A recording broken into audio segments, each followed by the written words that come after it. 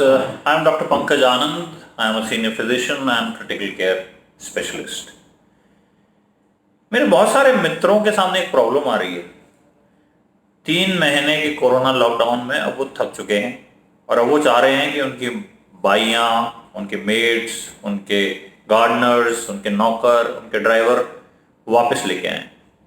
और वो एक तरीका अपना रहे हैं कि मैं एक काम करता हूं कि पहले इसका कोरोना टेस्ट करा लेता हूं। If the corona is negative तो that means the person is absolutely safe, तो मैं उसको वापस काम पे रख लेता हूं या रख लेती हूं। तो मुझे लगा कि बहुत सारे लोगों को ये पता नहीं है कि ये कोरोना की टेस्टिंग एक्चुअली भला क्या है, इसकी वैल्यू क्या है। तो आज I am going to talk about corona की टेस्टिंग। कोशिश करूंगा सिंपलेस्ट फॉर्म में बात करने के लिए कि कोरोना की टेस्टिंग कैसे की जाती है और उसका महत्व क्या है, उसको अपन कैसे इंटरप्रेट करें। बट बिफोर दैट एक रिक्वेस्ट, प्लीज मेरे इस YouTube चैनल को सब्सक्राइब कीजिए ताकि ये ज्यादा से ज्यादा लोगों तक इंफॉर्मेशन पहुंच सके। देखिए,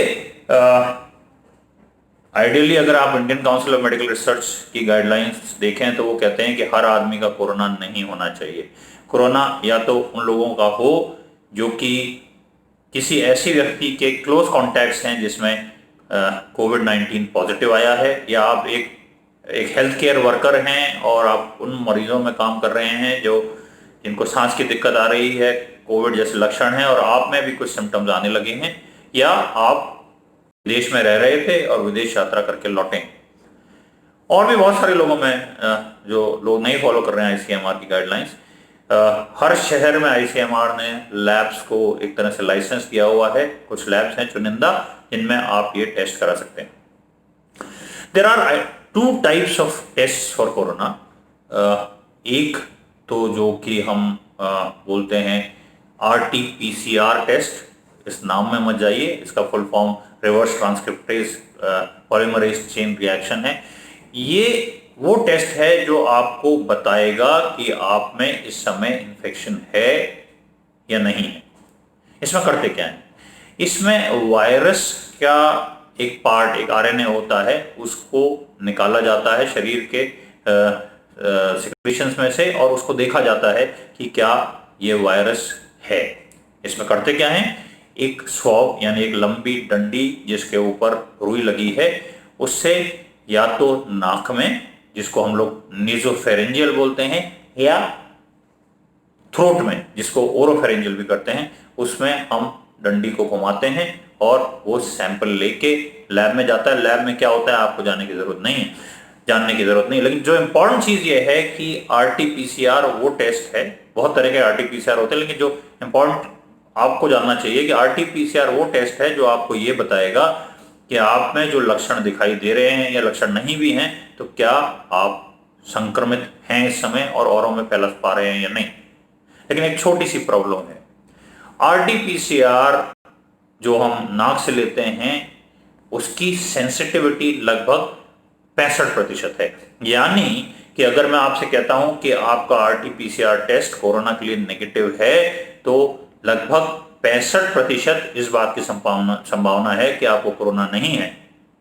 35% चांसेस हैं कि you could be suffering from corona और आप टेस्ट में पॉजिटिव नहीं आए। इसके बहुत सारे कारण हो सकते हैं। सैंपल कैसे लिया गया, उसमें वो सिक्रीशंस में वो था या नहीं, आप में वायरल लोड कितना है, आप में कोरोना होने की संभावना कितनी है, आपकी कम्युनिटी में कितना कम, उसमें मत जाइए। लेकिन आपको सिर्फ आपको या आपके काम वाले को या भाई को कोरोना नेगेटिव आ गया है तो आप खुश हो जाएं कि इसको कोरोना नहीं है, ऐसा नहीं है, ये समझिए। तो फिर क्या करते हैं, तो हम इस नेजोफेरेंजियल स्वॉब को ओरोफेरेंजियल स्वॉब के साथ मिलाते हैं। यानी कि 2 टेस्ट एक बार में, 2 सैंपल एक साथ लेते हैं। तो हम एक नाक से ले लेते हैं और एक मुंह से। लेकिन मुंह वाले का भी सेंसिटिविटी हार्डली 30-35% है। तो हम दोनों का अगर टेस्ट करें और दोनों में नेगेटिव आए तो लगभग 70-72% संभावना है कि कोरोना का टेस्ट सही है।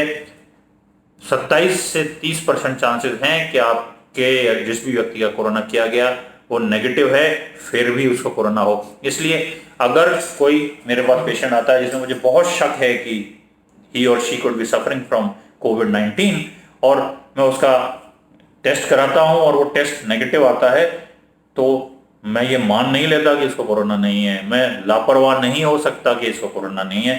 मैं हो सकता है कि कुछ समय बाद उसको रिपीट कराऊं, या एटलीस्ट जो अगर वो बहुत सीरियस नहीं है तो जो साइन सिम्टम्स हैं उसके आधार पे मैं उसको मैनेज करूं, क्वारंटाइन करूं, औरों से अलग करूं, एक्सेट्रा।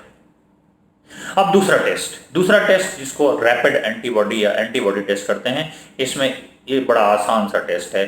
बहुत जो अपना पहला आरटीपीसीआर है उसका रिजल्ट आने में अमूमन 6 से 8 घंटे लगते हैं, और अगर बहुत सारे सैंपल्स हैं तो 2-2 दिन भी लगते हैं कई बार। आरटीपीसीआर महंगा भी है। अभी तक जो चार्जेस लग रहे थे वो 4,500 थे।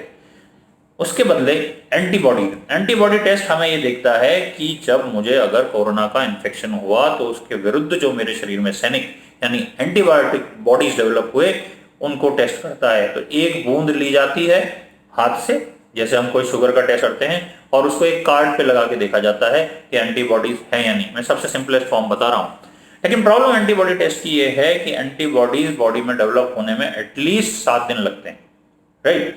तो जब जो मेन पीरियड है जब आप कोरोना से संक्रमित हो सकते हैं 7 दिन पहले, तब तक एंटीबॉडी टेस्ट का कोई फायदा नहीं है। तो 7 बल्कि 10 दिन से ये एंटीबॉडी टाइटर आने लगता है और ये लंबे समय तक आ सकता है।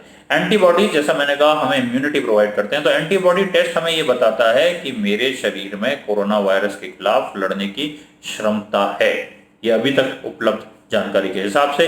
तो ये 2 तरह के होते हैं, एक आईजीएम जो जल्दी आता है 7वें दिन और 14 दिन तक रहता है, और दूसरा आईजीजी जो 14 दिन के बाद लंबे समय तक रहता है। तो मेन पर्पज जो एंटीबॉडी टेस्ट का है वो आपके मेरे रेगुलर सिम्टम्स टेस्ट करने के लिए नहीं है, या ये सर्टेन करने के लिए नहीं है कि कोरोना है या नहीं। वो इसलिए है कि कम्युनिटी में कितना कोरोना फैल चुका है। इससे हर्ड इम्यूनिटी, जिसको पूरी कम्युनिटी में कोरोना के खिलाफ रोग प्रतिरोधक क्षमता डेवलप होने आदि के टेस्ट हैं, उसमें इसकी यूटिलिटी है। सस्ता है, आसान है, लेकिन इस समय इसका बहुत यूटिलाइजेशन नहीं। तो coming back to why I made this video was कि अगर आप अपने घर में किसी हेल्प को बुला रहे हैं या किसी भी वजह से एक कोरोना नेगेटिव टेस्ट आ जाने पे आप खुश हो रहे हैं, तो प्लीज खुश तो हो जाइए, लेकिन लापरवाह मत होइए। There is a quite a substantial chance that corona का टेस्ट नेगेटिव है, फिर भी पेशेंट इन्फेक्टिव हो सकता है। ले देखिए वही बात, caution, caution, caution is the best remedy at this moment. Take care. Thank you.